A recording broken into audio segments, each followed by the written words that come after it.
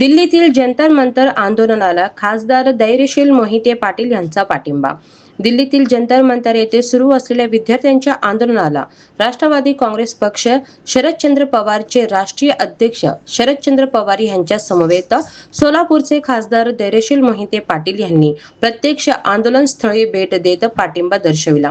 यावेळी त्यांनी आंदोलनकर्ते अभिजित दिपके तसेच विद्यार्थ्यांशी संवाद साधून त्यांच्या मागण्या जाणून घेतल्या. विद्यार्थ्यांच्या न्याय मागण्याबाबत केंद्र सरकारने सकारात्मक भूमिका घेत त्यांच्या प्रश्नावर लवकरात लवकर योग्य तोडगा काढावा आणि विद्यार्थ्यांना न्याय द्यावा अशी अपेक्षा खासदार धैर्यशील मोहिते पाटील यांनी व्यक्त केली. या भेटी दरम्यान आंदोलनकर्त्यांच्या मागण्याबाबत सविस्तर चर्चा करण्यात आली असून विद्यार्थ्यांच्या आंदोलनाला नैतिक पाठिंबा असल्याचेही त्यांनी स्पष्ट केले.